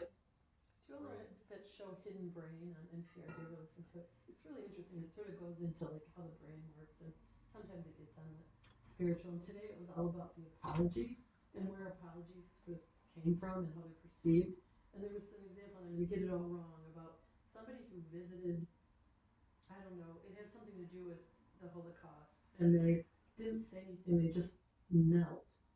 And it became kind of this big thing that people responded to in history, like it was a world leader who just knelt and didn't say anything, and it was almost like words don't suffice for the apology that you want to make for what happened here, but kneeling and just being on your knees. It's a really beautiful segment. If you can listen to it as a podcast about apology and where the apology came from. But the idea of mercy and seeking mercy seems wrapped up in this stained glass up here. Yeah. It definitely does. Good job, guys. It keeps reminding me of the Two of Swords, like, but even more so, like Two of Swords was resting but still ready to do something. This one is just, okay, we're done now. He's not getting up too fast. He's concentrating on what's going on. So it's like twice as strong somehow as this divination for the Two of Swords to me.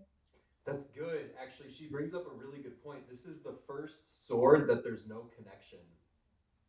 You know, touching it. That's touching, yeah.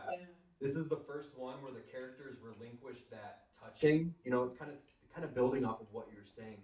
Yeah, we're not doing anything right now. We're not doing anything right now. We're gonna show our trophies up on the wall.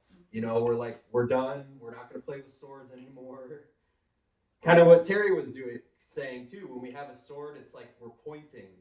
You know, there's a direction whenever we have a sword in our hand. Good job. Yeah. So maybe established legacy, kind of like showing the trophies on the wall. Rest, solitude. The hermit's repose. I have this in quotations because I think I took it right out of the book. The hermit's repose, which is the path that has been made in solitude. Because the hermit walks the 9 paths. Possible exaltation, signified by the stained glass windows. It could be a negative thing, maybe, that the person is like telling. Who knows? It's open for interpretation. All right. Let's try to do this last one in 10 minutes. So, the 4 of Pentacles, the Lord of earthly power.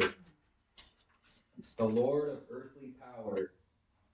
Sun in Capricorn, which represents achievement, power and authority, conscientious and ambitious, organized towards its aims. So sun represents power, growth, life. So if we have Capricorn, if we have sun in Capricorn, Capricorn represents earthly stuff like money, sex, doing good in your job, creating what you need here on earth. So it represents ambitions in an organized manner towards your aims. Does that make any sense? Okay. Intuition of earthly matters, back in that Capricorn. The sun represents intuition because intuition brings light, and the sun brings light. Represents a hard worker. Sun in Capricorn, hard worker. Towards honor. Capricorn likes honor. Sun likes honor. Downsides to Sun in Capricorn may become dishonest and lack morality. That's that devil energy. Capricorn. The devil's Saturn, my bad. Capricorn, devil. I think they're associated. Yeah, they're the same. Because it's the Saturn energies. Sorry guys, I'm getting brainwashed right here. Brain fog, yeah. So they may lack morality to achieve their goals, and they may exploit individuals to get what they want. All right, so why is the man touching all the pentacles? Because they're his. Yeah, this is the only character that touches any of the pentacles, any of the, so the wands are separated from the characters, the cups are separated, and the swords are separated. So why is he touching all the pentacles? What did you say? Because they're his. Because they're his. Possessions. Yeah. That's me not getting rid of my stuff. Those are all shoes. Those are all shoes. He has like some good shoes.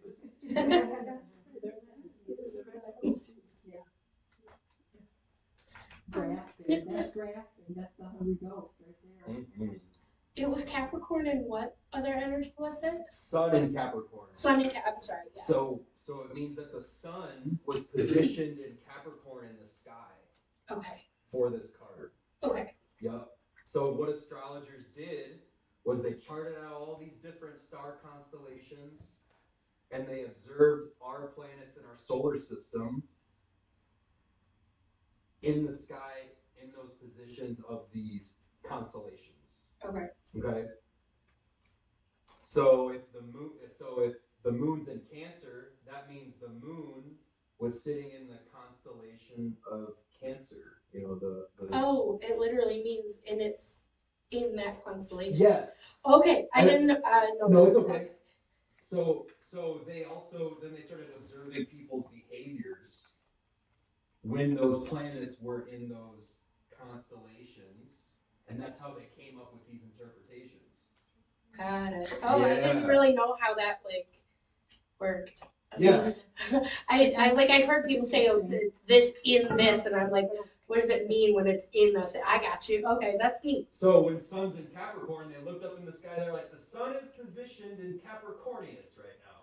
That makes sense. Yeah. Yeah. And so then they looked around, they're like, how is this person behaving? How is that person behaving? Also, they do it by who's born under those times. In those conditions or whatever, yeah. Exactly. So if Miss Nancy ever comes back, I highly encourage all of you to get a astrology reading from her, and she'll print out this little cool thing, and she'll write it all down for you, and you'll know which planet was where when you were born. That's neat. Yeah. All right. So he's touching all pentacles because he's grasping. I like that. It's a little bit greedy. Greedy. It's definitely got a weird hold on that one. Almost looks like it's gonna spin it. That's exactly what I was thinking too. Or he's like saying it's mine. It's got this maniacal laugh. Yeah. I hear him be like, my precious. Like how like the doll. Exactly. Okay. What's also interesting is the one on his head. It feels to be crushing Yup. He looks like he's bearing away. It's And then very he's greedy, and then standing the on ones the with the other feet are kind of like mine. Yup. Yeah. Sort of making a square shape with his arms. Oh. Wow. Dang, Gracie. Yeah. Good. And it seems like that is his son, in a sense, because it's right above his heart. Oh, That's what nice. he worships. I like the way he's grasping and holding on to all of them, and they're crushing him. It's crushing him at the same time.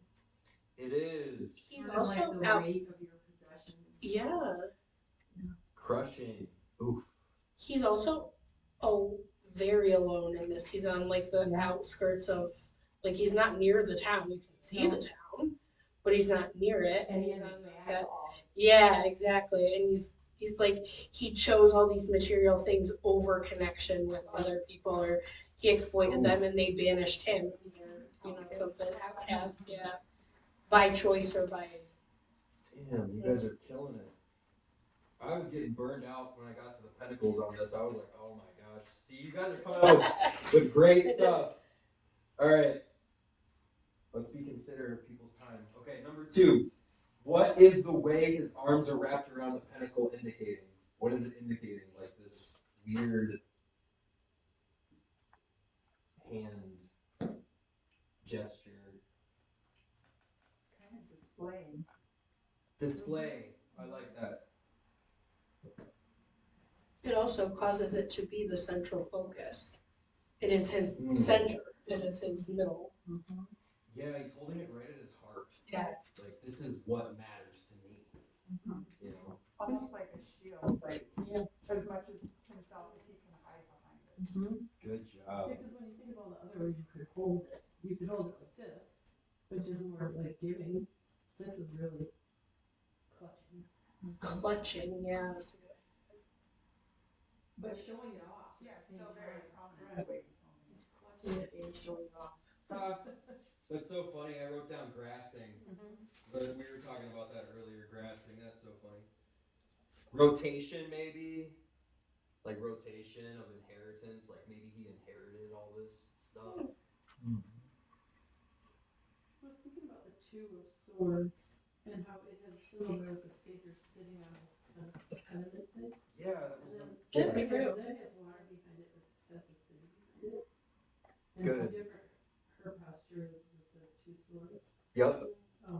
Just the contrast between those two cards. That was question number 3. We're going to run right into that. We're going to grasp onto Terry's comment. Why is he sitting? He or she hit it sitting. It's a stable posture. Mm-hmm. So, Stability. Yeah, for sure. Feels like it would be it's much easier to just kind of curl up around his stuff than not standing. Mm.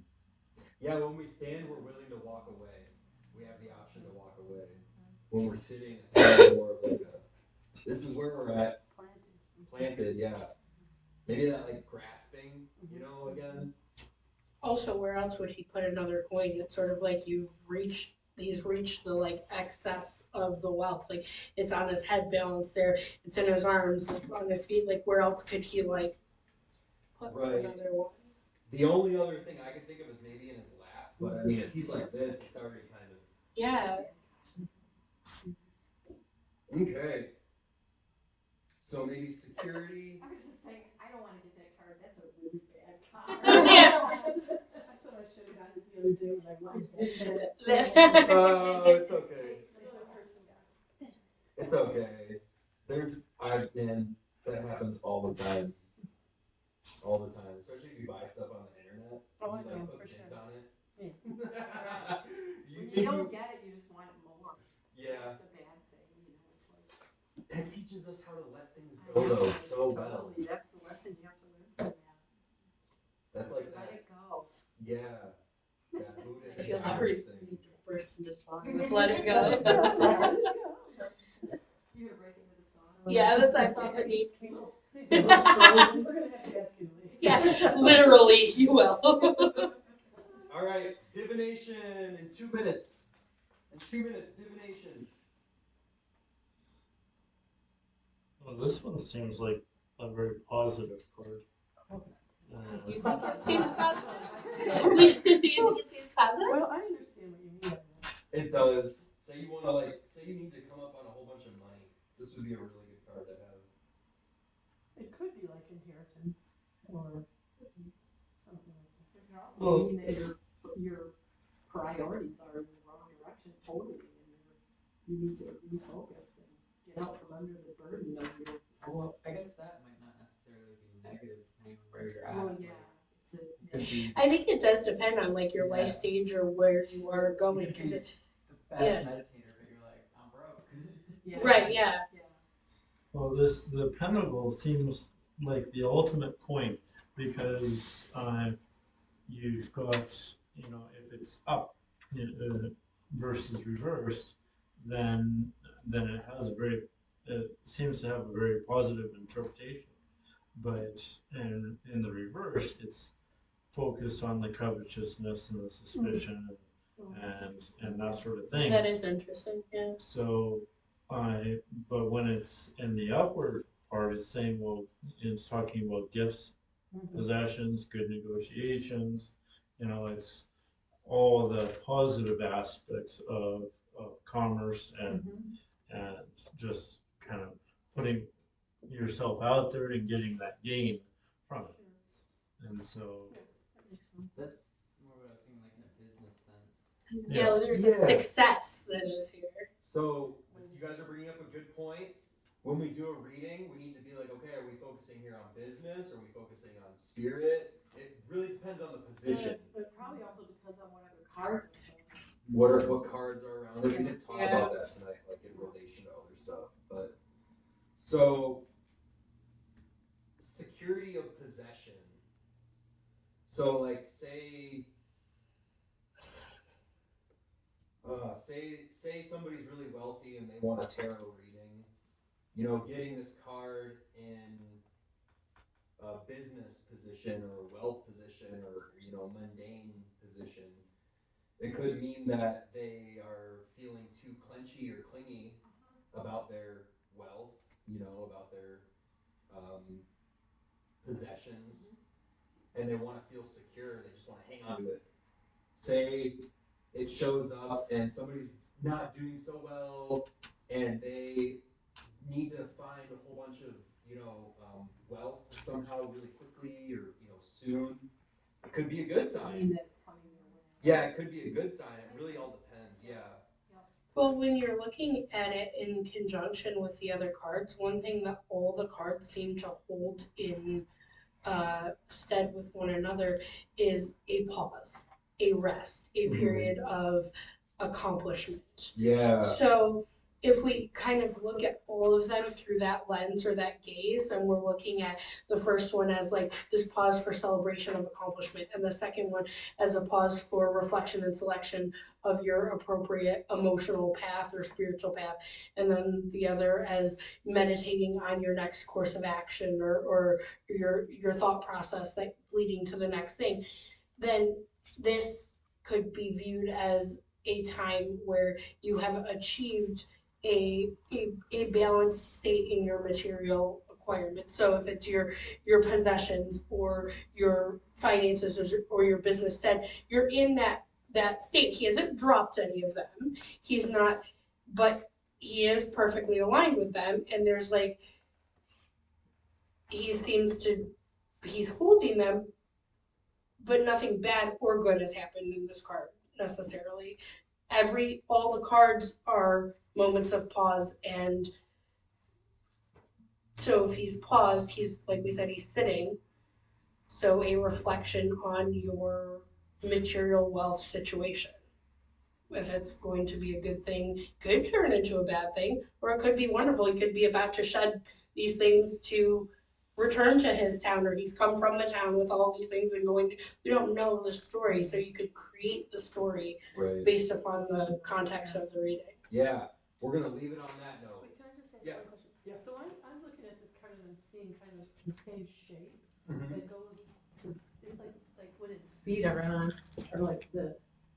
Yeah, he's in that same, yeah. So it's like he's holding beauty with his feet on splendor and victory. Ooh.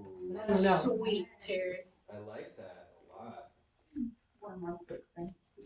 Yeah. The body language to me is like if you're doing a reading or something and somebody is in a conflict with someone else, like they're trying to take you down or something, it's just the body language is kind of like, I win. Yeah. Like, So it's yeah, very success, back natural up. success. So. I feel like this card is the one we could really just Go on and go. go on and on and on. Well, So, the one thing about, you know, thinking about the tetragram, like, this is the 4 is a very stable number. And True. so, but it's also like the ultimate of the good or the bad. And Yeah. so it's bringing both of those in contact, but it's, Yeah. you know, but it's really, it comes down to personal choice. Which path are you gonna walk? right. That's really a good way of looking at it. What do we want to acknowledge? I really feel like 4 is all about acknowledgement. Like if we look at all these cards, like, you know, Yeah. sorry, I want to be respectful. So if you guys ever want to do an exercise, take any card and lay it over the tree and see what it looks like. See what it reminds you of.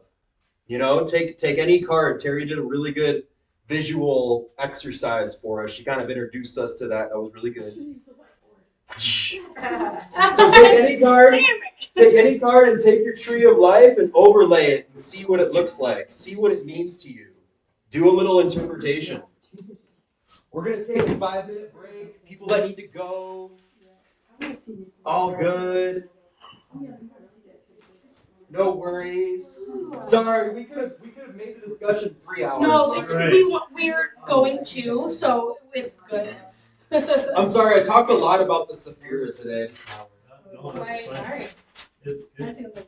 Okay, cool. I know some of us come for tarot and I go off on this kabbalistic thing.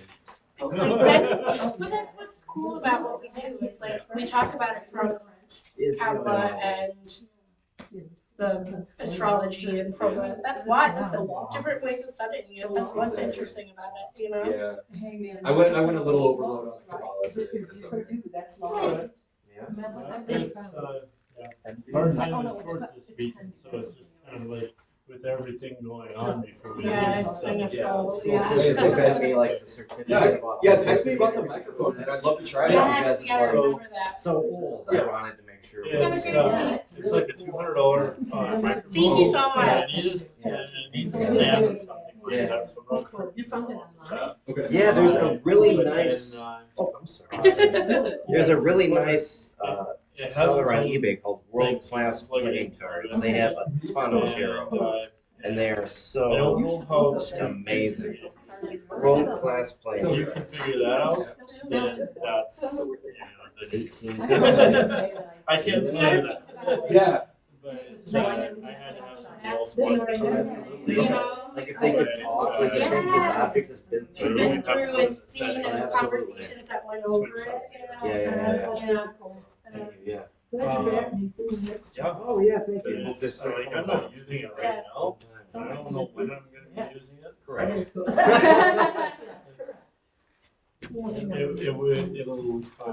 the entire room. Sweet. That would be so helpful. Yeah. That would be so helpful. Yeah. All right. Congratulations on your Thank you so initiation. much. Yeah. Really cool. Good. You guys had a good time. But yeah, Thank you. thank you. Should we turn this off now? Yes. She's got it.